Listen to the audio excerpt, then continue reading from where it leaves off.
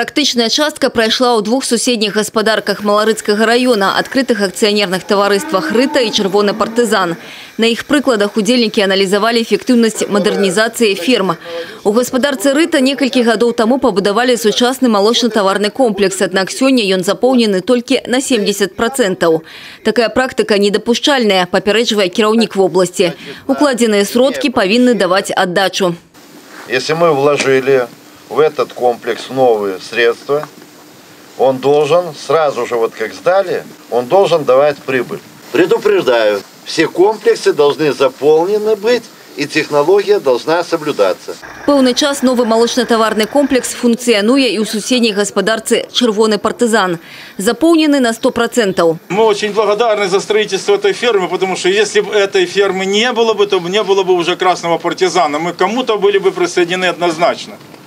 Потому что это деньги сегодняшний день, и рентабельность, и все остальное. Буйной рогатой жывёлы ў «Чырвоным партызане» амаль 2000 галоў. Заполнены тут не только новые будынки. Поразважаўшы, оптимизовали и паспяхова задзейнічалі и старые.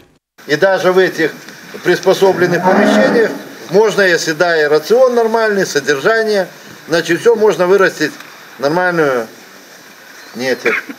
Кіраўніцтва гаспадаркі гаворыць, толькі атрымаўшы магчымасць пашырэння пагалоўя ўдалося падняцца з кален і выйсці на прыбытковасць. Колькасць жывёлы працягвае расці, і зараз тут плануюць будаўніцтва новых памяшканняў. Спецыялісты дадаюць, і дзякуючы эфектыўнай сістэме кіравання гаспадаркай. Без яе, як паказвае першы прыклад, немагчыма разлічваць на добры вынік.